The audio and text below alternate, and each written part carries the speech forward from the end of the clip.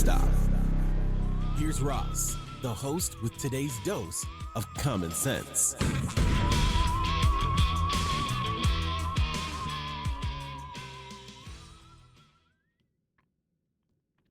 Hey, how are you? Welcome back.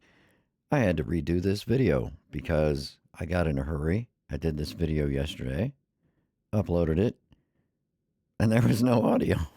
You could hear me, but you couldn't hear the video clip that I was playing in the background, the whole topic of the video.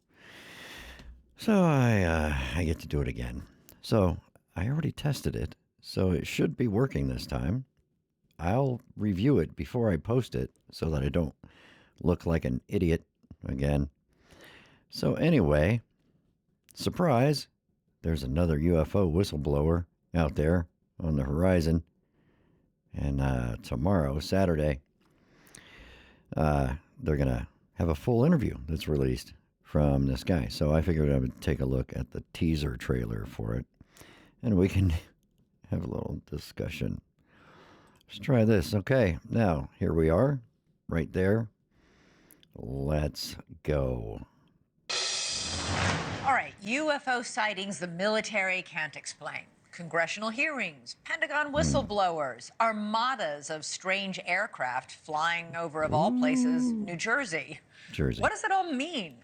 Well, since last year's groundbreaking interview with whistleblower David Grush, News Nation's been out front on this story, and we've got another major exclusive. A new whistleblower is coming forward saying he's not just saying he's heard about a secret government program to retrieve UFO crash remains.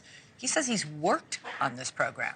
He claims to have video to prove it and credentialed colleagues who back him up, and he has the attention of at least one senior lawmaker. News Nation's Ross Coulthard has been working on this story for more than a year.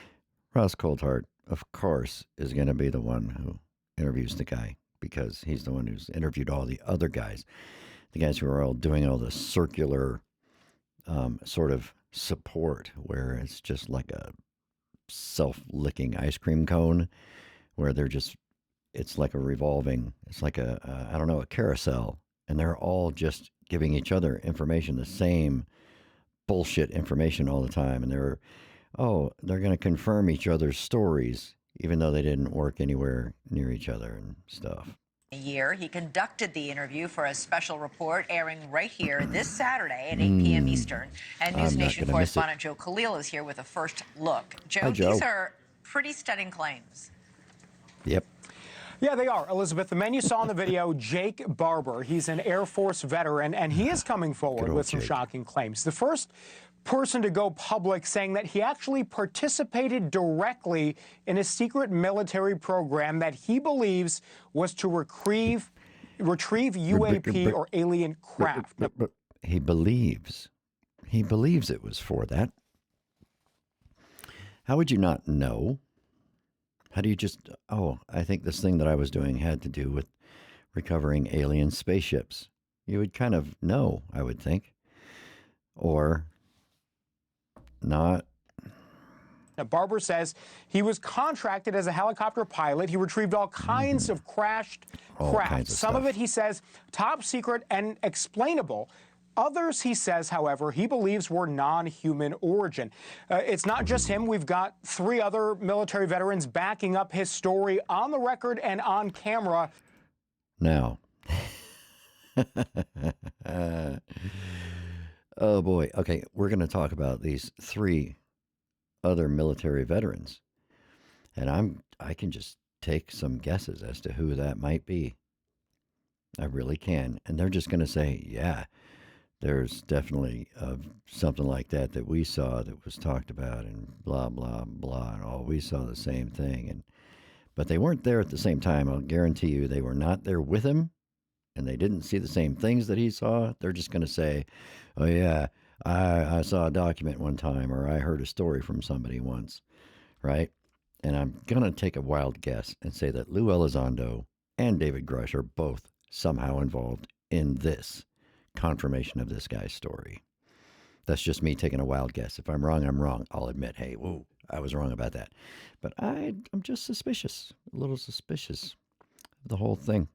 to News Nation. So take a listen quickly to just part of Ross Coulthart's conversation with Barbara. Yep.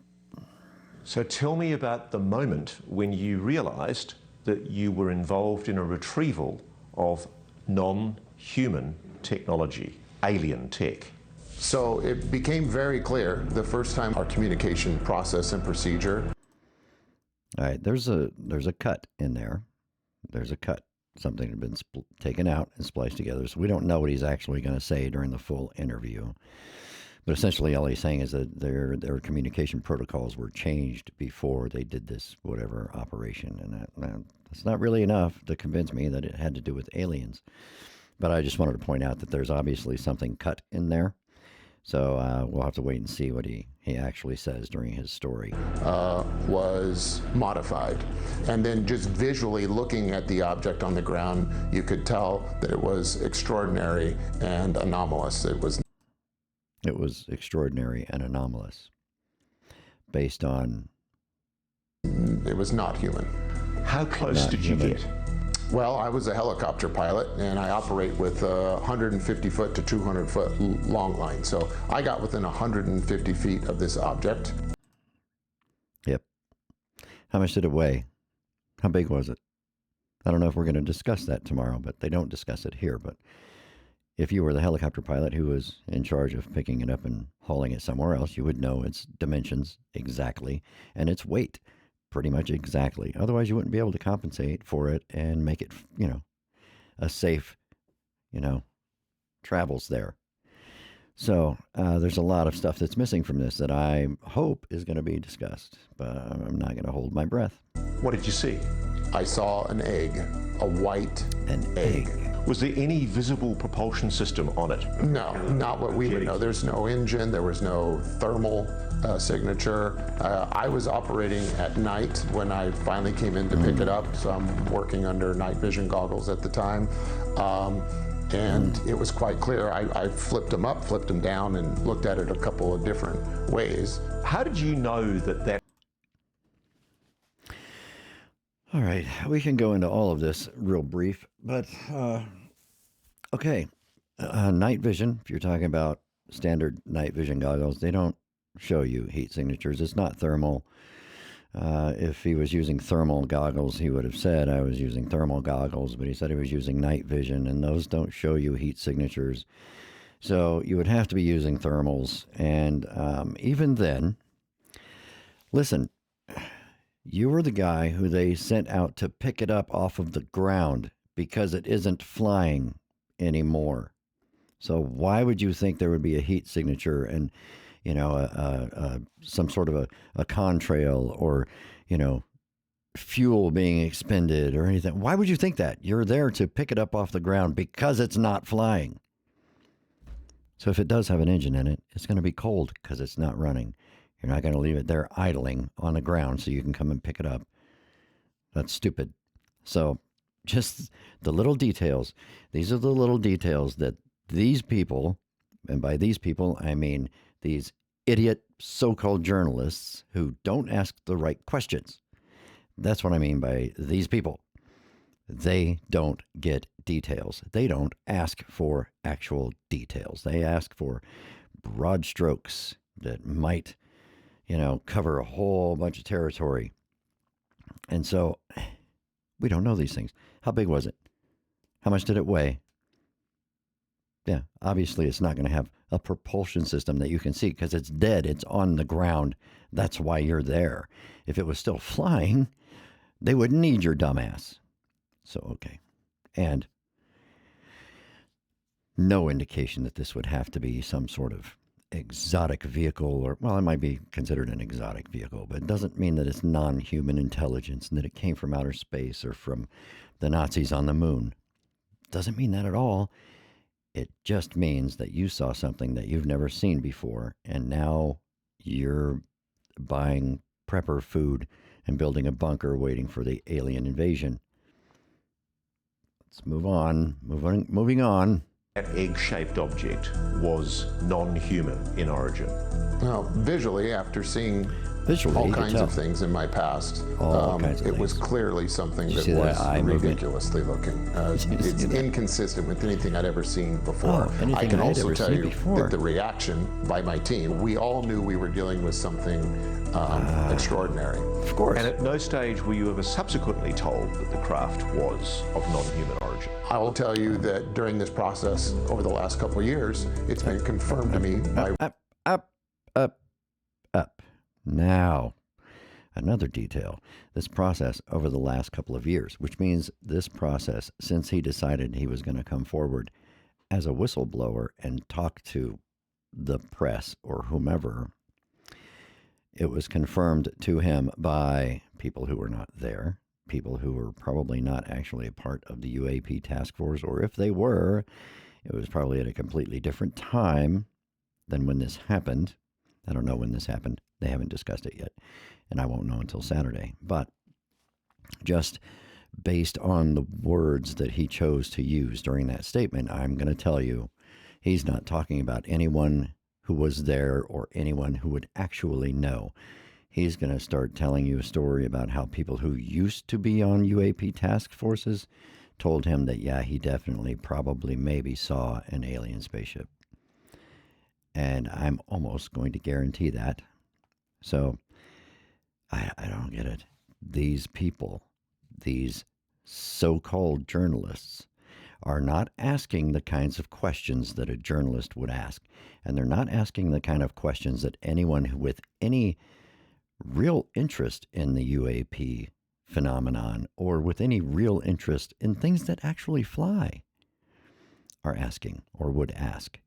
Because I guarantee you that if I sat down in front of this guy, I would be asking him a whole bunch of different questions than this guy. Did anybody actually tell you that it was an alien spaceship? Oh, what I can tell you is that during this process of blah, blah, blah, blah, that means no. That's a whole lot of words that mean no when they're put together in that sentence there. All right, I'm going to let him finish.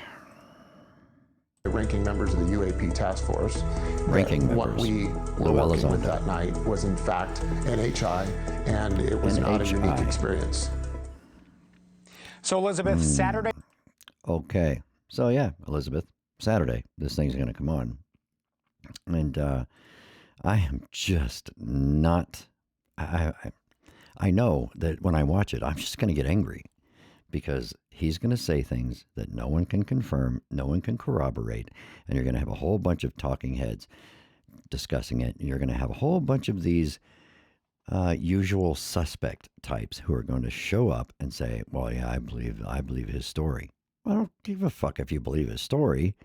Is his story true? Does he have any corroborating evidence? And they're going to tell you, oh, with the video evidence. Nope. What they said was very carefully couched, and he's going to provide you with video evidence that he uses a helicopter to retrieve things from the ground. That's what you're going to see. You're not going to see him picking up some sort of craft that you've never seen before. I guarantee it. There's going to be no visual evidence. There's going to be no material. There's going to be nothing. You're going to see a video of him in the process of using his helicopter to fly something off of the ground, pick something up and cart it away as a way to confirm that this is what this person does and that he would, be a type of person who might be involved in this type of operation. So that's what you're going to get. And it's going to be so disappointing. And I'm going to be angry about it because they keep doing this. And I think this Ross Coldheart person, I'm sure he's a great guy. He's a true believer or whatever. But he is just making the process worse. He's making matters worse by bringing forward these people who are they're not credible. I don't care what anybody says. This person was a major in the Air Force. Who gives a fuck? How many majors have you met in your military career who were dumb as shit? I've met quite a few. Just because somebody was a military officer does not mean they know what they're talking about. Because I've met a whole bunch of military officers who have no clue what they're talking about. And that can be their own MOS. And don't tell me you didn't spend any time in the military and you never encountered an officer who was a fucking idiot. Because you did. Just like you encountered specialists who were idiots and sergeants who were idiots and a whole lot of privates who were idiots. So, someone's time in the military doesn't make them a credible witness when it comes to something like this, because it wasn't what he did in the Air Force. He has no idea what vehicles were available or what vehicles flew in the Air Force, because we've talked about this a dozen times already. It's not what you did in the Air Force, so you have no clue what vehicles are flown around in the sky. None, other than your cargo helicopter that you pick things up with. That's it. Just because you don't know about it doesn't mean it's an alien. So that's it for now. I get a little worked up on this sometimes because I get tired of these people putting these little teaser trailers out there. Oh, look at this, look at this. And then when you watch it, they're not going to tell you a goddamn thing. You're not going to learn anything. And it's all going to be conjecture. And I believe that this is what was happening. Yeah, well, that's great. You know, if you believed that you could walk on water, could you? You believe hard enough. You know, if you try hard enough and believe in yourself, you can do anything, including conjure up a spaceship, an alien spacecraft out of nothing. Anyway, there's a lot of questions that I would have that they're never going to ask him. And even if they put him in front of Congress, they're never going to ask him because they don't know the right questions to ask. So we'll see what they do on Saturday, but I'm pretty sure I already figured it out, and then I just told you, so maybe you don't need to watch it, but I'm going to watch it anyway. All right, see you next time. Bye. Thanks for listening to this episode of Really? Just Stop with your host, Ross. Make sure to like and subscribe on your favorite podcast platform so that you never miss a dose of some common sense.